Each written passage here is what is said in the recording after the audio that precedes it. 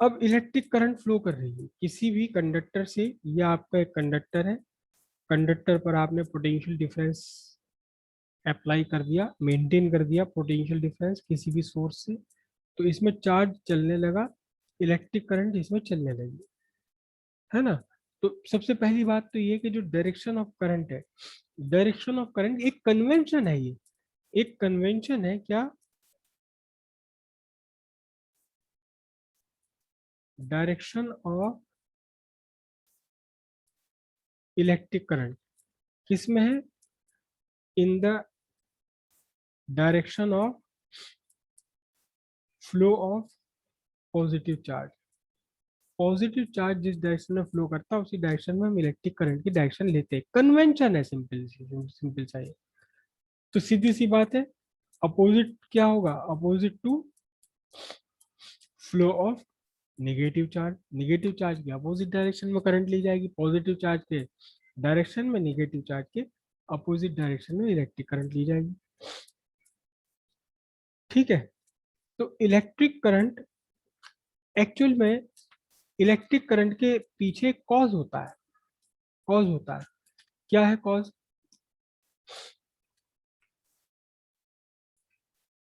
मैं दो बर्तन बना रहा हूं और ये दो बर्तन एक ट्यूब्स के थ्रू आपस में जुड़े हुए हैं, एक ट्यूब के थ्रू ये आपस में जुड़े हुए हैं। ठीक है, दो मैंने ये वेसल्स बना लिए, एक वेसल ये रहा, दूसरा वेसल ये रहा, करेक्ट। अब क्या हुआ, इन दोनों वेसल्स में कुछ लिक्विड भरा हुआ है। यहां इस वेसल में सपोज 20 लीटर पानी है, इस वेसल में इसका क्रॉस सेक्शन एरिया कम है, हो सकता है इसके अंदर कुल 5 लीटर पानी है, केवल 5 लीटर पानी है इसमें, इस वाले में। लेकिन जब आपने इसे दोनों से ट्यूब से जोड़ दिया तो पानी का फ्लो, लिक्विड का फ्लो हो जाएगा, भले ही कम हो इसमें, लेकिन एक्चुअली अगर आप देखें तो क्या डिफरेंस है, इन दोनों के बीच में लेवल का डिफरेंस है, लेवल का डिफरेंस है इन दोनों के बीच में। और जहां हायर लेवल है वहां से लोअर लेवल की तरफ लिक्विड का फ्लो हो जाएगा, ग्रेविटेशनल इफेक्ट है सीधा सीधा। तो लिक्विड का फ्लो होता है from higher level to the lower level, from larger amount of liquid to smaller amount of liquid नहीं, from higher level to lower level liquid का फ्लो बन जाता है। ऐसे ही इलेक्ट्रिक करंट के फ्लो के पीछे कॉज होता है। जो इलेक्ट्रिक करंट है आपकी, इलेक्ट्रिक करंट है, इलेक्ट्रिक करंट एक्चुअली इफेक्ट है, किसका इफेक्ट है, एक कॉज है इसके पीछे। ये कॉज है क्या, पोटेंशियल डिफरेंस।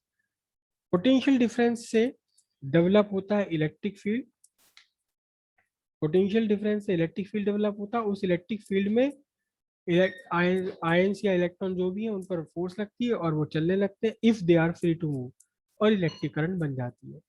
तो पोटेंशियल डिफरेंस कॉज है, इलेक्ट्रिक करंट उसका इफेक्ट है। If there is no potential difference between 2 points, there is no electric current possible between those 2 points. अगर इन दोनों पॉट्स में, इन दोनों वेसल्स में लेवल डिफरेंस नहीं है, ये भरते भरते दोनों का लेवल एक हो गया, ये यहाँ तक आ गया और ये यहाँ तक रह गया इसका लेवल, अगर लेवल का डिफरेंस नहीं है तो चाहे इसमें कितना भी पानी है, चाहे इसमें 2000 लीटर है, इसमें कुछ भी है, कितना भी बड़ी अमाउंट क्यों ना हो, there is no flow of electricity, दो sorry there is no flow of liquid. Liquid के फ्लो के लिए चाहिए आपको लेवल का डिफरेंस। तो ऐसे ही electric current is the consequence of potential difference. अगर कहीं कोई पोटेंशियल डिफरेंस लगा हुआ है और वहां चार्ज भी है मूव करने के लिए फ्री, तो इलेक्ट्रिक करंट कंस्टिट्यूट हो जाएगी।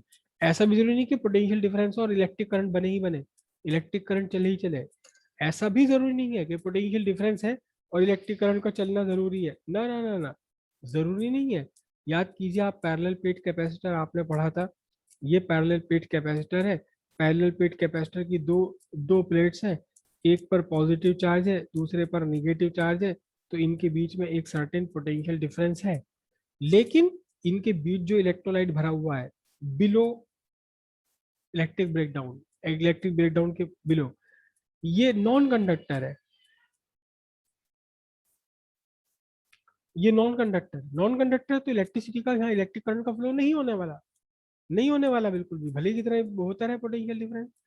लेकिन अगर पोटेंशियल डिफरेंस है, जैसे कि ये आपका कंडक्टर है, आपने एक सर्टेन पोटेंशियल डिफरेंस अप्लाई कर दिया इसके अक्रॉस, और फिर इसके अंदर चार्ज भी अवेलेबल है, चार्ज कैरियर्स अवेलेबल है, free to move, charge carriers available है और चलने के लिए फ्री है, ये फ्री टू मूव है, तो फिर ये इलेक्ट्रॉन्स मूव कर जाएंगे, इलेक्ट्रॉन्स या जो भी चार्ज कैरियर से मूव कर जाएंगे तो इलेक्ट्रिक करंट यहाँ डेवलप हो जाए। तो इलेक्ट्रिक करंट के पीछे का कॉज है पोटेंशियल डिफरेंस। ठीक है, पोटेंशियल डिफरेंस। अब इस इलेक्ट्रिक करंट का फ्लो कैसे होता है, इसका एक बहुत ही बेसिक लॉ है, जिसे हम कहते हैं बेसिक लॉ, जो आपने पढ़ा है Ohm's law. Ohm's law, Ohm's का जो ये लॉ था, ओम्स का ये लॉ उन्होंने बहुत अर्ली किया था, 1828 में ये डिस्कवर किया था ओम्स लॉ। उन्होंने बहुत सारे उन्होंने प्रैक्टिकल करे, अलग अलग तरह के कंडक्टर लिए, अलग अलग तरह के आ, वो लिए थे सोर्स ऑफ ईएमएफ। तो कुल मिलाकर उन्होंने ये देखा ऑब्जर्वेशन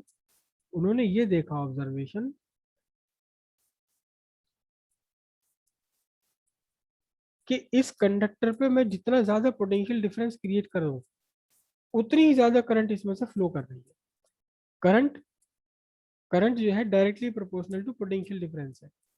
जितनी ज्यादा इसमें से जितना ज्यादा स्ट्रॉन्ग पोटेंशियल डिफरेंस क्रिएट कर दूं इसके कंडक्टर के सिरों पर, उतनी ही स्ट्रॉन्ग करंट इसमें से फ्लो करने लगती। करंट को मेजर करने के लिए, पोटेंशियल डिफरेंस को मेजर करने के लिए इंस्ट्रूमेंट बना लिए थे उन्होंने।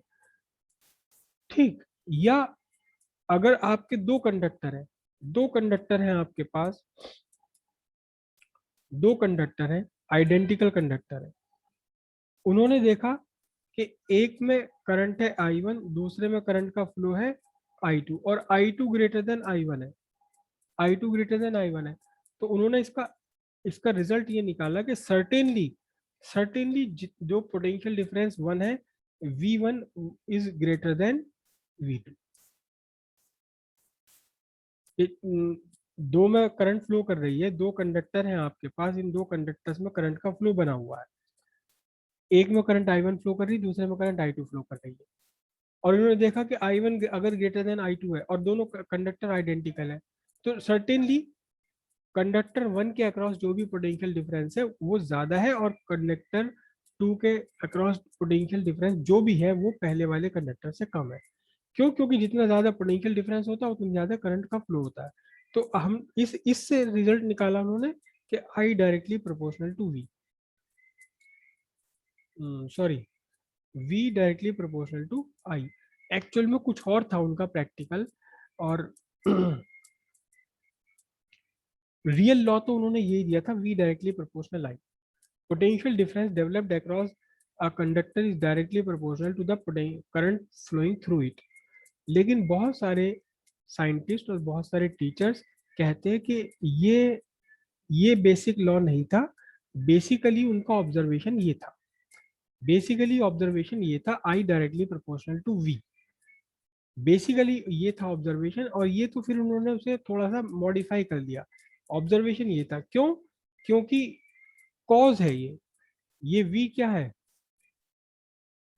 ये कॉज है, और आई क्या है? आई इसका कंसिक्वेंस है, आई इसका इफेक्ट है। तो कोई इफेक्ट अपने कॉज के डायरेक्टली प्रोपोर्शनल हो सकता है? कॉज इफेक्ट के डायरेक्टली प्रोपोर्शनल हम कहें तो बात उल्टी लगती है। ये तो कॉज है ना, cause is directly proportional to the effect, ये तो बात उल्टी है बिल्कुल। एक्चुअली तो यही है। लेकिन जब तक एक्सपेरिमेंट ये हुआ था, ओम्स ने जब ये प्रैक्टिकल किया था, ओम नहीं जानते थे कि करंट फ्लो करने के पीछे पोटेंशियल डिफरेंस ही कॉज है। ओम जानते ही नहीं थे इस बात को। तो उन्होंने तो सिंपल लॉ जो उन्होंने दिया था, ओम ने जो ओरिजिनल लॉ दिया था वो दिया था V directly proportional I। Potential difference developed across a conductor directly proportional to current through it. Potential difference. तो ओम ने ये एक्चुअली लॉ दिया था V directly proportional to I, ठीक है। जबकि आज हम जानते हैं, एक्चुअली ओम नहीं जानते थे कि पोटेंशियल डिफरेंस कॉज है और आई करंट उसका कंसीक्वेंस है, लेकिन बाद में फिर जब रिसर्च डेवलप हुए हैं तब ये पता चला potential difference is the cause, I current is its effect. कोई भी इफेक्ट अपने कॉज के प्रोपोर्शनल इनवर्सली प्रोपोर्शनल हो सकता है, लेकिन किसी कॉज को इफेक्ट के प्रोपोर्शनल कहना तो गलत है बात। लेकिन उन्हें पता ही नहीं था, ओम को पता ही नहीं था कि कॉज एक्चुअल कॉज ये वी है। तो इसलिए उन्होंने कहा वी डायरेक्टली प्रोपोर्शनल टू आई, कि जितनी ज्यादा करंट फ्लो कराओगे आप कंडक्टर में उतना ही बड़ा पोटेंशियल डिफरेंस डेवलप हो जाएगा इसके सिरों पर। जितनी ज्यादा करंट आप फ्लो कराओगे उतने ज्यादा पोटेंशियल डिफरेंस। सिंपल ऑब्जर्वेशन था उनका, और आज भी आप प्रैक्टिकल लैब में आएंगे मैं आपको करके दिखा दूंगा, करंट आप बढ़ा दो पोटेंशियल डिफरेंस अपने आप बढ़ जाएगा। एनीवे तो फिर वी डायरेक्टली प्रोपोर्शनल आई, फिर इन्होंने इसको प्रोपोर्शनलिटी हटाया तो एक कांस्टेंट देना पड़ेगा। यहाँ ही कांस्टेंट है आर, कांस्टेंट के नहीं दिया उन्होंने, कांस्टेंट आर कहा। और यही आर एक्चुअली क्या है, यही आर न्यूमेरिकल वैल्यू है किसकी, इस ऑब्स्ट्रक्शन की।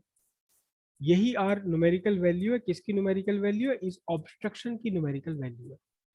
अब ये क्यों ऑब्स्ट्रक्शन की न्यूमेरिकल वैल्यू ये क्यों बन गई, ये एक अलग कहानी है।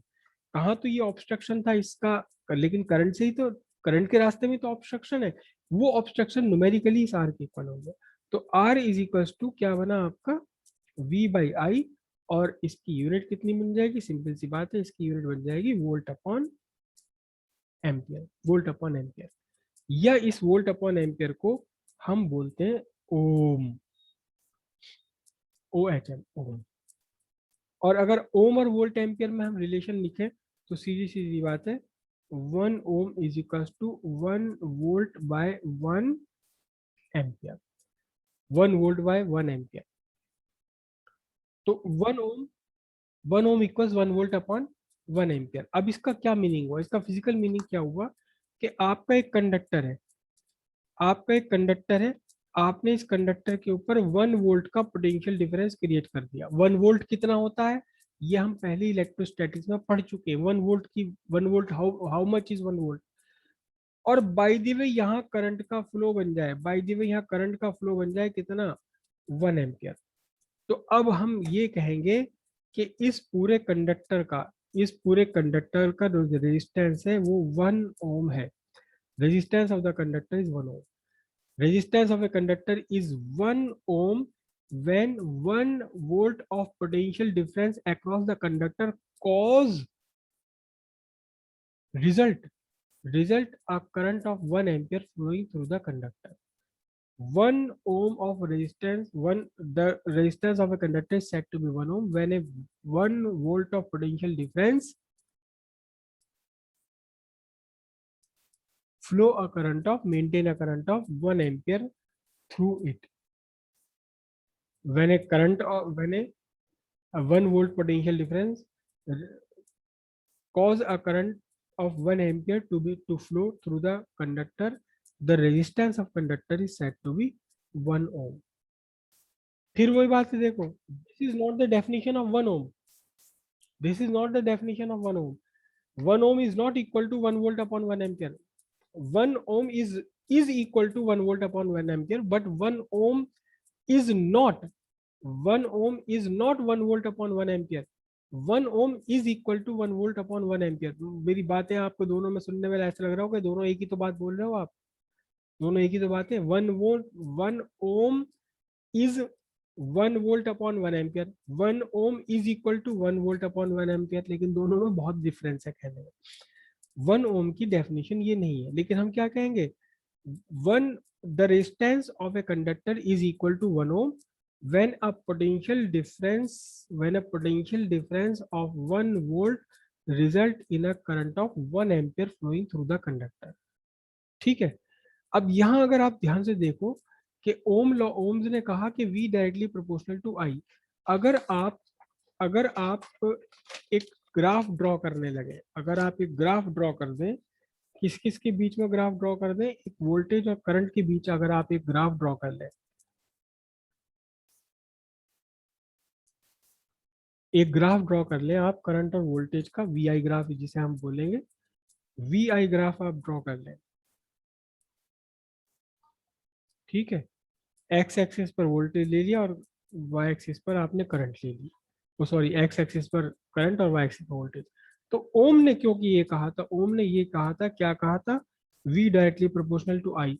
तो सीधी सीधी बात है कि इसका क्या बनना चाहिए, एक स्ट्रेट लाइन बननी चाहिए, एक स्ट्रेट लाइन बननी चाहिए। यही रिप्रेजेंट करेगा, क्या रिप्रेजेंट करेगा, we directly proportional to I. लेकिन लेकिन हर कंडक्टर के लिए ऐसा नहीं होता। यहाँ वी डायरेक्टली प्रोपोर्शनल आई में कुछ कंडीशंस अप्लाई है, वी डायरेक्टली प्रोपोर्शनल आई में कुछ कंडीशंस अप्लाई हैं। वी डायरेक्टली प्रोपोर्शनल आई हर जगह एप्लीकेबल नहीं होगा। इसकी one of the most important condition का कंडीशन क्या है, keeping physical state constant. Physical state constant रहनी चाहिए, फिजिकल, बल्कि अनचेंज्ड लिखूं मैं इसे। मतलब इस फिजिकल फिजिकल स्टेट में कौन कौन सी चीज आ रही, पहले सबसे पहले तो आ रहा है क्या, shape and size. Shape and size अगर बदल दिया तो वी डायरेक्टली प्रोपोर्शनल आई नहीं रह पाएगा, फिर बदल जाएगा। शेप एंड साइज, दूसरा क्या है, टेम्परेचर, तीसरा क्या है, मटेरियल। तो वी डायरेक्टली प्रोपोर्शनल आई है किसके लिए, फॉर ए गिवन कंडक्टर, मतलब शेप और साइज हमने लिख दिया, ऑफ अ गिवन मटेरियल, मतलब मटेरियल हमने शिफ्ट कर दिया at constant temperature, for a given conductor of given material at constant temperature V directly proportional to I. लेकिन अगर इसमें से टेम्परेचर बदल जाए या शेप और साइज बदल जाए करंट फ्लो करने की वजह से, या आप मटेरियल में चेंज कर दे, मटेरियल में कोई मॉलिक्यूलर स्ट्रक्चर में चेंज आ जाए, तो फिर करंट और वोल्टेज का ये ग्राफ आपका नहीं बनेगा। फिर आपका ग्राफ कुछ और बन सकता है, ऐसे बन सकता है आपका ग्राफ, ऐसे बन सकता है ग्राफ, मतलब स्ट्रेट लाइन नहीं बनेगी, कर्व बन जाएगा। तो जब आप कर्व किसी भी कंडक्टर के लिए अगर ये कर्व आता है वी और आई का ग्राफ, तो आप इसे कंडक्टर को क्या कहेंगे, नॉन ओमिक कंडक्टर। ये ओम लॉ को फॉलो नहीं कर रहा। और जिस कंडक्टर के लिए स्ट्रेट लाइन आ जाएगी, वी डायरेक्टली प्रोपोर्शनल आएगा, इसे आप क्या बोलेंगे, इसे आप बोलेंगे ओमिक कंडक्टर। ये एक ओमिक कंडक्टर है। क्लियर है बात, नॉन ओमिक कंडक्टर और ओमिक कंडक्टर। एक्चुअल में सारे कंडक्टर ओमिक है और कोई भी कंडक्टर ओमिक नहीं है। सारे कंडक्टर ओमिक है जब तक कि आप उनका shape size temperature material constant रखोगे तो ओमिक रहेगा वो। और अगर आप उनका shape size temperature material constant नहीं रखोगे, अब अगर फिजिकल स्टेट कांस्टेंट नहीं रखी आपने, तो नॉन ओमिक बन जाएगा। जितने भी हमारे मेटल्स हैं वो सब ओमिक होते हैं, जितने भी मेटल्स हैं वो सब ओमिक है। लेकिन मेटल्स के अलावा मैं यहाँ लिख दूं, जितने भी मेटल्स हैं वो ओमिक है। मतलब अगर बशर्ते करंट के फ्लो करने से उसका टेम्परेचर नहीं बदल रहा, उसकी शेप साइज नहीं बदल रहा, तो सारे के सारे मेटल ओमिक है। लेकिन मेटल के अलावा हमने तीन चीजें पढ़ी, कौन सी पढ़ी, एक तो पढ़ी हमने इलेक्ट्रोलाइट्स, इलेक्ट्रोलाइट्स और गैसेस एंड सेमीकंडक्टर, ये तीनों के तीनों नॉन ओमिक है। रीजन क्या है, क्योंकि जैसे इलेक्ट्रोलाइट्स में आप करंट पास करोगे इसमें केमिकल और फिजिकल चेंजेस आ जाएंगे। जब फिजिकल स्टेट फिजिकल कांस्टेंट नहीं रही तो इस ग्राफ कैसे आएगा, स्ट्रेट लाइन आएगा ही नहीं। गैसेज है, गैसेज में जैसे ही आप इलेक्ट्रिसिटी पास करोगे गर्म हो जाएगी है, आप रोक ही नहीं सकते इसे गर्म होने से। जैसे कि लाइट बिजली गिरती है आसमान से जमीन पर, तो वहां बहुत तगड़ी हीट जनरेट होती, क्यों, क्योंकि इलेक्ट्रिसिटी जब कंडक्ट हुई तो बहुत सारी हीट उसने जनरेट कर देती, बहुत सारे फिनोमिनल उसके अंदर लग जाते हैं। तो जब आप गैस में पास करोगे इलेक्ट्रिक करंट तो स्ट्रेट लाइन आएगी ही नहीं, क्यों, क्योंकि उसकी फिजिकल स्टेट कांस्टेंट रखी ही नहीं जा सकती। इसी तरह सेमीकंडक्टर है, सेमीकंडक्टर के लिए भी स्ट्रेट लाइन नहीं होती, कर्व होती, क्यों, क्योंकि जैसी इलेक्ट्रिसिटी आप करंट इलेक्ट्रिसिटी पास करोगे इसका मॉलिक्यूलर स्ट्रक्चर बदल जाता है, इसका क्रिस्टल स्ट्रक्चर बदल जाता है। जब क्रिस्टल स्ट्रक्चर बदल जाएगा तो फिर स्ट्रेट लाइन नहीं आएगी। तो ओमिक रेजिस्टेंस कौन से, ओनली मेटल्स। मेटल भी तब जब उनकी आप फिजिकल स्टेट अनचेंज रखें, टेम्परेचर ना बदलने दें, शेप साइज ना बदलने दें। लेकिन जैसे कि आपका वो 10 रुपए वाला बल्ब होता है, बल्ब, जिसे दुकानदार कहता है बल्ब, बल्ब दे दो जी, 10 रुपए वाला, उसमें उसमें क्या है, उसमें फिलामेंट है, टंगस्टन का फिलामेंट है। ये कांच का मटेरियल, कांच का वो, और यहाँ आपने देखा होगा ऐसे तार लगे होते हैं, और उन तार के बीच में स्प्रिंग सी लगी हुई होती है। ये टंगस्टन है, टंगस्टन है। ये भी नॉन ओमिक, जबकि ये मेटल है लेकिन नॉन ओमिक होता है। क्यों नॉन ओमिक? इसलिए होता है जैसे ही आप इसमें से करंट पास करोगे, इसका जो टेम्परेचर है वो बदल जाएगा। टेम्परेचर बदल जाएगा तो फिर स्ट्रेट लाइन नहीं आएगी, स्ट्रेट लाइन नहीं आएगी तो नॉन ओमिक आएगा। तो मेटल्स भी हमेशा ओमिक होंगे ये जरूरी नहीं है। मेटल भी तब ओमिक होंगे जब आप, ये मेटल के अलावा कोई भी तभी ओमिक होगा जब आप उसका फिजिकल फिजिकल शेप साइज में कोई चेंज नहीं होने दे रहे, टेम्परेचर में कोई चेंज नहीं होने दे रहे, और मटेरियल के मॉलिक्यूलर स्ट्रक्चर में, क्रिस्टल स्ट्रक्चर में आप कोई चेंज नहीं होने दे रहे। तभी ये V directly proportional to I हो पाएगा और ओम्स लॉ ओबे हो पाएगा।